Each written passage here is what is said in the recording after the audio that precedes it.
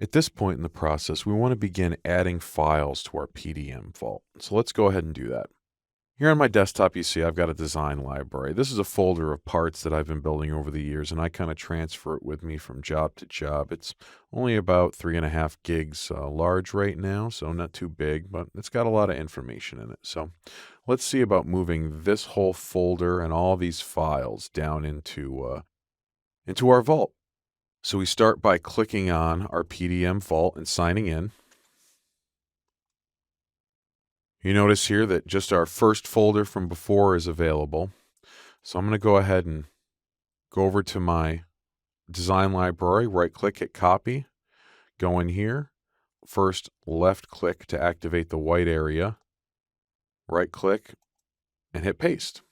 Now here you'll notice that there's a new copying files window that comes up. This is linked into the PDM. It looks a little more traditional and not really Windows 7-esque, if you will, or Windows 10-esque, but goes back to an older version of the copying window. But you can tell here that it's pulling everything into PDM. It'll always have this kind of style to the dialog boxes. So now we just sit here and wait and watch it do its thing. All right, after we waited for all those files to move over, we can see that our design library is now in our local vault. I'm going to go ahead and change my view to details so we can see a little bit more.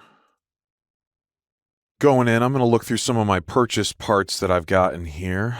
Let's go down and check out some nice McMaster car parts. Let's look at our ball valves. All right. So you can see now that I've added all these parts in, they maintain the same folder structure, the same file names, all that stuff. But right now they're checked out by me, and their version, as you can see, they don't have one. Data cards aren't populated, don't exist, and there's no preview. So we've got to go in and do some administrative work to clean this up.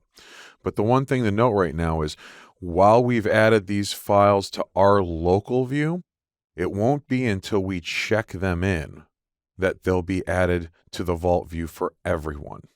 So in the next video, we're going to be going over what it takes to check in and check out a file. So move on to the next video to see that process.